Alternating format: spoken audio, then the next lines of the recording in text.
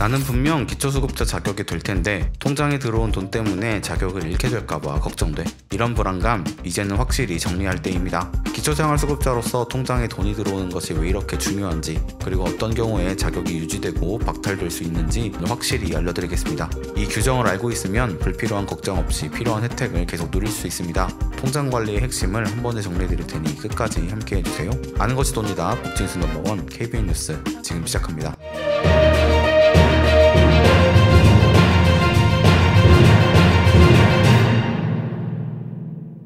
기초생활수급자는 경제적으로 어려운 상황에서 국가의 지원을 받을 수 있는 중요한 제도입니다. 하지만 이 제도를 계속 유지하려면 반드시 알아야 할 규정들이 존재합니다. 특히 통장에 입금되는 금액이 어떻게 관리되는지에 따라 수급 자격이 유지될 수도 박탈될 수도 있다는 사실을 아는 것이 중요합니다. 오늘은 기초생활수급자 통장 관리와 관련된 모든 규정을 하나씩 꼼꼼히 살펴보겠습니다. 정부는 기초생활수급자의 소득을 정확히 파악하기 위해 매년 2번씩 통장 내역을 점검합니다. 이 점검은 수급자가 부정한 방법으로 혜택을 받는 것을 방지하고 지원이 필요한 대상에게 제대로 혜택이 돌아가도록 하기 위한 것입니다. 점검의 핵심은 수급자의 통장에 입금된 금액이 사적 이전 소득인지 여부를 확인하는 데 있습니다. 사적 이전 소득이란 개인이 직접 생산활동 없이 가족이나 지인 등으로부터 무상으로 받은 돈을 말합니다. 예를 들어 자녀가 매달 보내주는 용돈이나 친척에게 받은 선물금은 사적 이전 소득으로 간주될 수 있습니다. 반면 정부가 지급하는 기초연금이나 장애인연금은 공적 이전 소득에 해당하며 이는 통장 점검 대상에서 제외됩니다.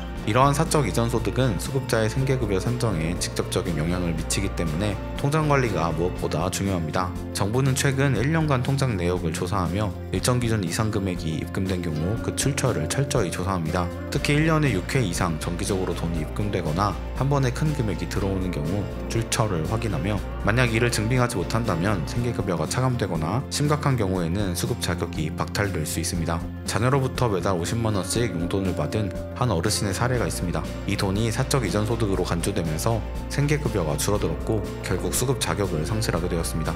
또 다른 사례로는 친구에게 1000만원을 빌려 한 달 뒤 갚았지만 대여계약서 같은 증빙서류가 없어 무상으로 받은 돈으로 판단된 경우입니다. 이러한 경우 사전에 대여계약서를 작성하거나 입금 목적을 명확히 증명할 수 있는 자료를 준비하는 것이 필요합니다. 기초생활수급 자격은 중위소득을 기준으로 평가됩니다. 중위소득은 전체 가구의 소득 중간값을 기준으로 매년 조정되며 2024년 기준 중위소득은 1인 가구 222만 8,445원, 2인 가구 368만 2,609원, 3인 가구 470만 4,657원, 4인 가구 572만 9,913원으로 책정되었습니다. 생계급여는 중위소득의 32% 이하 소득을 충족해야 받을 수 있습니다. 예를 들어 1인 가구는 월 70만 3,002원, 2인 가구는 117만 8,435원, 3인 가구는 150만 8,690원, 4인 가구는 183만 3,572원이 기준이 됩니다.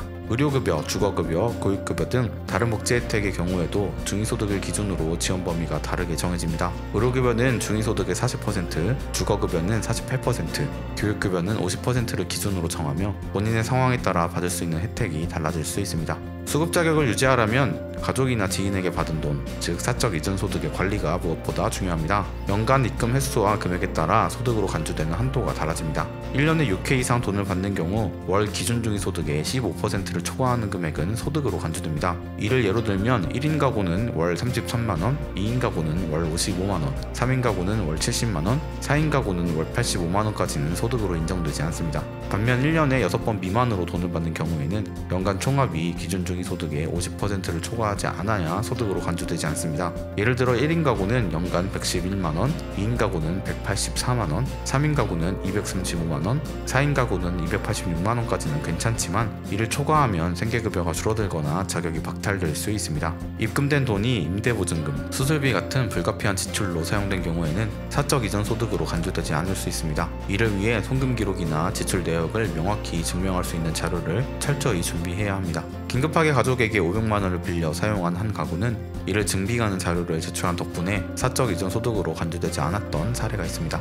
수급 자격을 유지하기 위해 가장 중요한 것은 통장 내역을 투명하게 관리하는 것입니다. 무심코 받은 돈이나 사소한 거래에도 불이익으로 이어질 수 있으므로 항상 기록을 남기고 필요한 경우 이를 증명할 수 있는 자료를 준비하는 습관을 들여야 합니다. 정부의 복지제도는 우리의 삶을 지탱해주는 중요한 기관입니다. 이를 올바르게 이용하려면 규정을 잘 이해하고 충족해야 합니다. 오늘 알아본 내용을 바탕으로 통장 내역을 점검하고 수급 자격을 유지하며 필요한 혜택을 계속 누리시길 바랍니다. 오늘은 기초생활수급자 통장 관리의 중요한 기준과 주의사항에 대해 알아보았습니다. 작은 실수 하나로 소중한 수급 자격을 잃을 수도 있다는 점 반드시 기억하시길 바랍니다. 여러분의 권리를 지키기 위해서는 통장 내역을 주기적으로 점검하고 입금된 금액의 성격을 명확히 증명하는 것이 필요합니다. 오늘 배운 내용이 불안감을 덜어드리고 더 나은 선택을 하는 데 도움이 되었기를 바랍니다. 이 영상이 유익하셨다면 좋아요와 구독으로 응원해주시고 주변 분들에게 공유해 더 많은 분들이 이 중요한 정보를 알 수 있도록 도와주세요. 여러분의 권리를 지키는데 작은 도움이 될 수 있다면 저희는 그것만으로 행복합니다.